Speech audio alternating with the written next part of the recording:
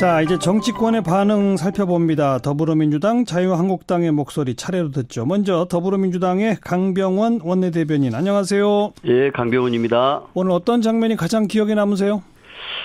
저는 김정은, 트럼프 두 지도자가 합의서에 서명한 후 악수하는 장면이 가장 기억에 남습니다. 네. 아마 70년이 적대 관계를 청산하는 장면으로 저는 꼽을만 하다고 생각하는데요. 예. 과거에 카터 전 대통령하고 김일성 주석이 만나고 조명록 특사와 빌 클린턴이 만나고 육자회담 수석들 간의 합의 서명 이런 건 있었습니다만 예. 이 양국의 최고 지도자가 직접 만나서 예. 뭔가 합의하고 서명하고 악수한다는 정말 감동적인 장면이었습니다. 예. 근데 그 서명한 합의문 내용을 일각에서는 이건 너무 추상적이고 포괄적이다, 구체적인 합의가 없다, 이렇게 비판하는데 어떻게 보세요? 저는 좀 그렇게 봅니다. 이 70년 적대 관계를 청산하는 출발 아니겠습니까? 예. 그런데 좀 4.27 판문점 선언 이후에 한 달 남짓한 시간이었는데 그게 가능했을까 싶고요. 출발이 저는 예상 밖으로 역사적인 게 아닌가라고 생각합니다. 네. 오늘 김정은 위원장이 세계는 중대한 변화를 보게 될 것이다라고 말을 했었는데요. 예. 저는 두 지도자가 세계가 주목할 중대한 변화를 만들었다. 그 시작을 만들었다고 생각합니다. 예.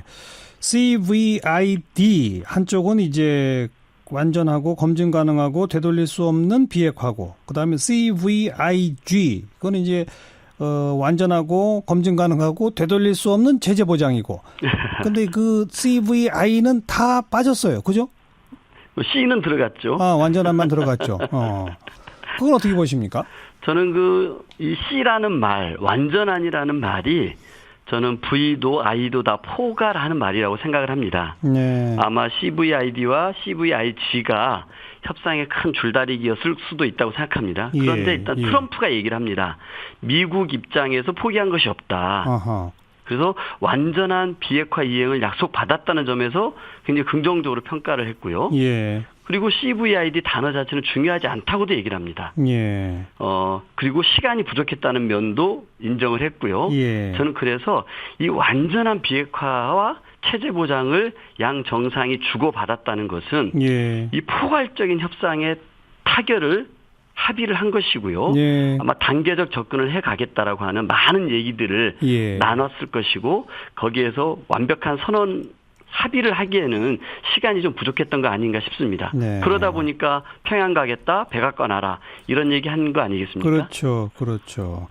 그런데 솔직히 이 북미 정상회담이 있기 며칠 전까지만 해도 우리 청와대도 그렇고 더불어민주당도 그렇고 조금 더 완벽한 합의가 이루어져서 바로 문재인 대통령이 싱가포르로 날아가고서는 바로 이 남북미 3자 간의 종전선언 이런 것 좀 내심 기대하시지 않았나요? 그 기대에 비하면 조금 미흡한 거 아닐까요? 저는 북미 간의 합의로는요, 오늘 대단히 저는 만족스럽고 역사적인 합의였다고 생각이 들고요. 네. 우리 정부 입장에서 남북미가 종전 선언까지 했으면 더 좋았겠지 않습니까? 예. 근데 저는 오늘 트럼프의 정상회담 이후에 기자회견에서 한미 합동 군사훈련을 중단하겠다. 맞아요. 예. 그리고 종전선언 곧 이루어질 것이라고 얘기했지 않습니까? 예. 아마 중요한 이벤트를 예비한 말이 아닌가라고 생각이 듭니다. 저는 그런 의미에서 아마 종전선언을 한다면 7월 27일이 제일 멋진 날이 아닐까 싶은데요. 예. 그런 이벤트를 예고한 거다. 저는 그렇게 봅니다. 또 한편에서는 이 한미연합훈련 중단이라고 하는 것이 한미 간에 이미 협의가 된 거냐 아닌 거냐를 또 궁금해합니다. 어떻게 보세요? 저는 모르겠어요. 그 부분은 어떻게 될지 모르겠습니다만 만약에 이제 남북과 북미 간의 이런 한반도의 비핵화, 체제 보장이라는 문제가 합의가 된다 그러면은 자연스럽게 나올 수밖에 없는 주제가 아니었나 싶어요. 예, 물론 그렇죠. 근데 이거를 우리 정부가 먼저 꺼내기는 참 어려운 주제였을 것 같습니다. 네. 근데 이 얘기를 트럼프 대통령이 먼저 꺼냈다는 게 저는 의미가 있다고 생각합니다. 어쨌든 이게 주한미군의 문제 같은 것은 어쨌든 이건 한미동맹의 문제이기 때문에 한미가 논의할 문제지 북미 간의 대화 대상이 아니다. 이런 얘기 나왔었잖아요. 네네네. 마찬가지로 한미연합훈련 역시 오늘 기자회견에서 돌발적으로 밝힌 것은 조금 문제 아니냐. 한미 간에 전부 다 충분한 협의와 합의가 좀 더 전제됐어야 되는 거 아니냐라고 하는 시각은 어떻게 보세요? 저는 아까도 말씀드렸습니다만 이 한반도의 완전한 비핵화, 체제 보장, 그리고 한반도의 평화 군축의 문제가 나오면은 나올 수밖에 없는 문제였을 것입니다. 그걸 선제적으로 트럼프 대통령이 던졌다? 저는 그렇게 봅니다. 저는 굉장히 현명한 얘기를 미리 던져놓으신 게 아닌가. 알겠습니다. 이렇게 생각합니다. 그나저나 내일이 지방선거일인데 다들 북미 정상회담 얘기만 해요. 이러다가 이 투표장에 사람들 안 가는 거 아닙니까? 저는 그렇게 보지 않고요.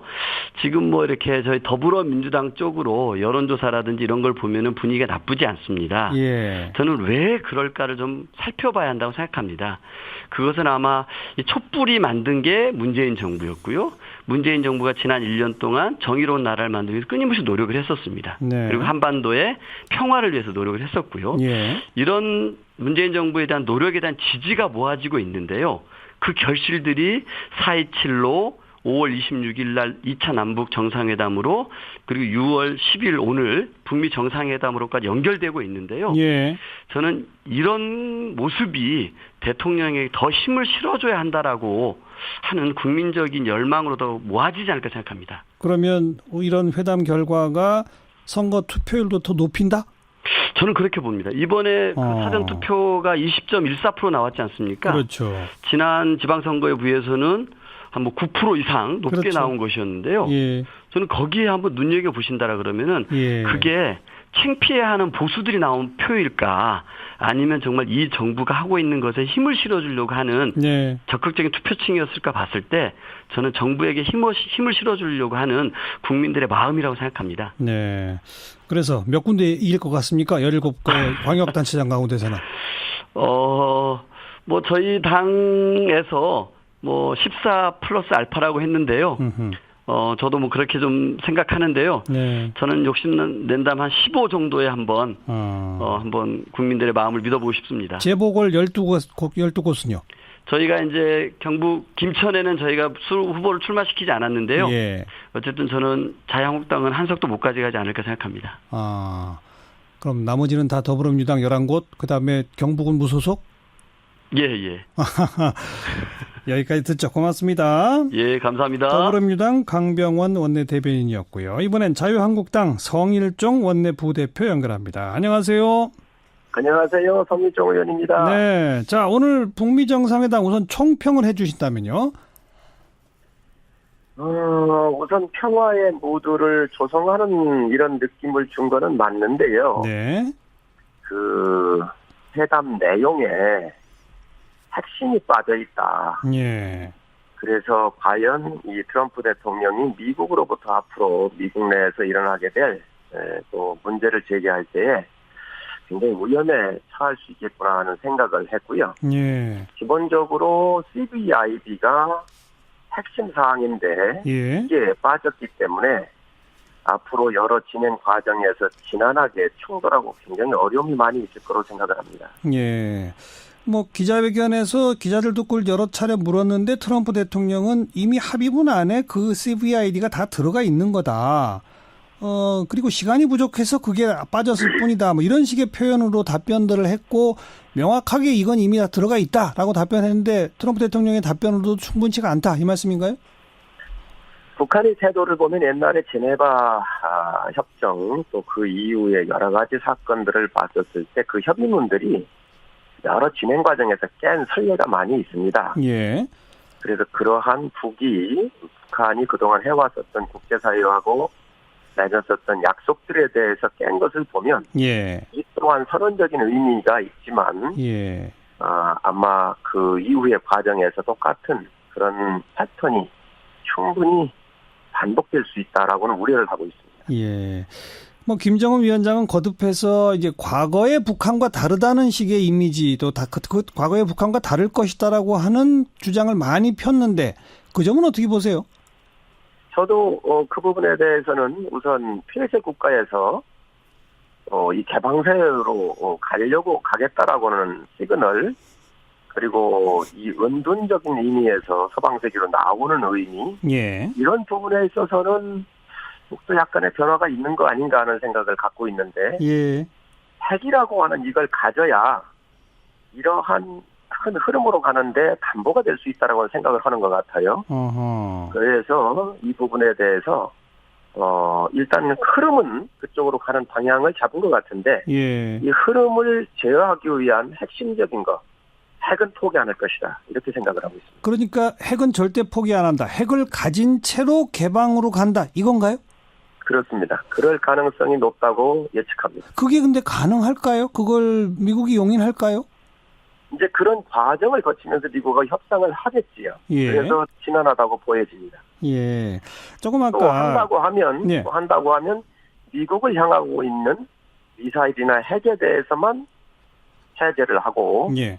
우리 대한민국을 향하고 있는 핵 같은 경우는 그렇게 쉽게 내놓지 않을 것으로 보여집니다. 미국을 겨냥한 핵이 다르고 대한민국을 겨냥한 핵이 다를까요? 그렇습니다. 어떻게 다르죠? 왜 그러냐면 예. 미사일에 문제가 있기 때문에 그렇습니다. 장거리 로켓이 있어야 예. 이게 운반이 되지 않겠습니까? 그렇죠. 또 장거리 로켓 같은 경우에 탑재하는 핵도 소형화가 돼야 되고 어허. 그렇기 때문에 이 부분에 대해서는 그런 판단을 하고 있습니다. 아, 미국을 직접 타격할 수 있는 소형화된 핵과 장거리 미사일은 폐기하고 미국이 원하는 대로 그러나 대한민국을 노릴 수 있는 핵과 중단거리 미사일은 포기 안 한다. 이건가요? 저는 그렇게 보고 있습니다. 그렇게 만약 미국이 그런 조건에 합의를 할까요? 미국은 국제사회는 냉혹합니다. 아주 냉혹합니다. 네. 자국의 이익이 우선이지 다른 나라들은 전 세계적으로 놓고 봤을 때 우리 대한민국이라고 하는 나라를 과연 얼마나 평가할 것인지에 대해서는 우리가 스스로 고민하고 우리가 스스로 대비를 해야 합니다. 예. 자, 그러면 지금 우려하시는 대목이 미국과 북한 사이에 미국을 겨냥한 장거리 미사일과 소형 핵만 폐기하는 식으로 합의와 타협이 이루어지는 걸 우려하시는 거지 않습니까? 그렇습니다. 그런 방향으로 진행이 된다면 그럼 우리는 어떻게 해야 합니까? 그렇기 때문에 미국을 설득하는 게 굉장히 중요하고요. 아하. 미국하고 채널을 유지하면서 예. 대한민국의 정부로서 5천만 국민을 예. 안전과 생명을 지켜야 되는 이 대한민국 정부에서는 예. 바로 미국이 그런 합의를 못하도록 알겠습니다. 완전한 핵 제거를 할 수 있도록 노력을 해야 됩니다. 완전한 비핵화를 촉구하는 것이 우리의 역할인 거죠? 그렇습니다. 촉구가 아니라 네. 나서야지요. 그리고 실제 나서야지. 실제 미국도 북한도 지금 말로는 전부 완전한 비핵화니까 일단 추상적으로 말은 똑같네요. 그죠? 이게 로드맵이 없다는 거지요. 네, 언제까지 어떻게 할 건지에 대한 로드맵이 나와줘야 되는데. 알겠습니다. 이거는 바로 다음 주부터 폼페이오와 북한 고위관리 사이에 실무회담 접촉들이 이어진다는데 거기서 뭔가 나오지 않을까요? 나온다고 하면 아주 다행이고 환영할 일입니다. 네. 나오길 기대한다 이 말씀이죠. 예. 오늘 기자회견 석상에서 어찌 보면 좀 돌발적으로 나온 트럼프 대통령의 한미연합훈련 중단에 대해서는 어떻게 생각하십니까? 그거까지는 제가 체크를 못했습니다. 만약에 한미 연합훈련 같은 경우 중단을 한다고 하면 예. 동맹국끼리는요. 예. 충분히 그걸 아주 긴밀하게 협의를 하고 예. 공동의 목표를 향해서 가야지. 예. 지금 이러한 로드맵도 없는 상태에서 그렇게 함부로 이게 한미 연합훈련이나 이런 게 중단되고 한다고 하면 큰 전략에 말릴 수가 있다고 우려합니다. 로드맵 나오기 전인데 트럼프 대통령이 선언한 한미 연합훈련 중단은 잘못이다 이 말이네요. 결국. 그렇습니다. 예. 알겠습니다. 자, 내일 지방선거인데 지금 이 북미 정상회담이 워낙 국민적 관심을 모으고 있어서 이게 내일 선거 투표율에는 어떤 영향을 미칠 것 같습니까? 냉정하게 평가를 해보면 실패한 회담인데요. 이게 시간이 없는데 어쨌든 평화라고 하는 이 화두를 가지고 국민한테 소구할 땐 비교적 그 이면에 숨어있는 그 진실이나 이런 것들이 많이 가려질 수가 있는데 하여튼 국민들께서 잘 판단해 주실 거라고 생각을 하고요. 또 기대하겠습니다. 투표율은 좀 올라갈까요? 떨어질까요? 아무래도 좀 일부 영향은 좀 있겠지요. 그러니까 영향이 올라가는 쪽일까요? 떨어지는 쪽일까요? 더불어민주당에서는 오히려 투표율이 올라갈 거라고 얘기하던데요.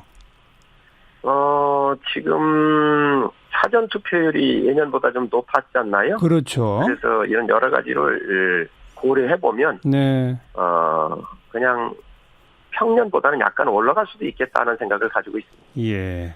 더불어민주당은 광역 17곳 가운데 한 15곳 이길 것 같다는데 더 자유한국당은 어떻습니까? 실질적으로 저희가 이 바닥에서 느끼고 있는 민심하고 여론조사하고는 많은 괴리가 있는 것 같아요. 예. 물론 여론조사를 기본적으로 이렇게 신뢰는 안 하더라도 추세선을 우리가 볼 수가 있는데, 네. 그래서 저희가 이 대구 경북을 비롯한 여러 지역에서 지금 저희 자체적으로 분석해보면 해볼 만하다고 보고 있고요. 그러니까 모두 몇 곳 정도 지금 해볼 만한 겁니까? 6곳에서 한 7곳 정도는 우리가 가져올 수 있겠다라고 예. 생각을 가지고 있습니다. 예. 재보선 12곳 치러지는 곳은 어떻게 전망하세요?